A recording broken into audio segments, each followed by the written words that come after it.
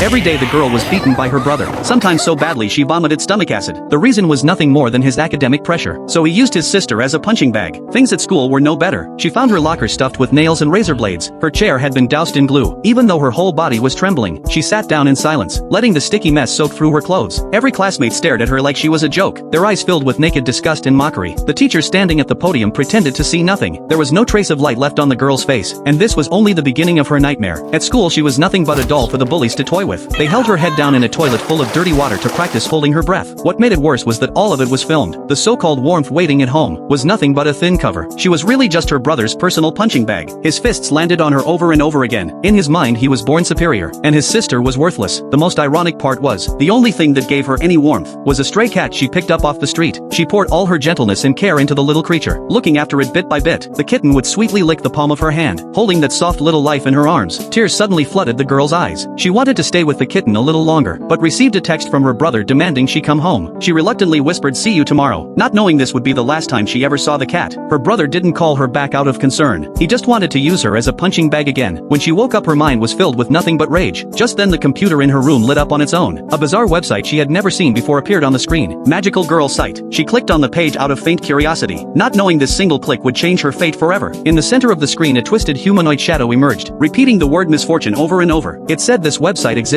to give a magic wand to those who are shrouded in misfortune. The girl was so frightened she shut the computer immediately without thinking, but no one could have predicted that the next day her world truly changed. When she opened her locker again the blades and nails were gone. Inside lay a gun gleaming with cold light. Engraved on it were the words Magical Girl site, the same eerie page from the night before, but the girl didn't think much of it. She tossed it into her bag like a toy. The bullying arrived on schedule as always. Only this time the three girls brought along an older male student, who flashed a disgusting grin the moment he saw her. The girl struggled with everything she had, barely managed to shove him away and ran, but one person can't outrun a group. She was cornered in a spot where no one ever passed. The blonde girl watching from the side wasn't satisfied, and casually tossed something at the girl's feet. The moment she saw that familiar collar on the ground, the girl's mind went completely blank. Her only emotional anchor had been destroyed by the blonde girl. Every memory came crashing back like a flood. The girl knew she couldn't endure this any longer. She instinctively pulled out the gun, wanting to see if it was even real, but to the two of them it looked like nothing but a plastic toy. They laughed and mocked her for being delusional. As they laughed without a care in the world, they had no idea they had already been sentenced to death. A flash of pink light passed through the girl's eyes. She made a wish in her heart. Make these two disappear forever. The next second a pink heart-shaped beam shot from the barrel. Both of them vanished from where they stood. The girl stared blankly at the empty corner. She couldn't believe she had truly gained the power to change everything, like a drowning person finally grabbing hold of driftwood.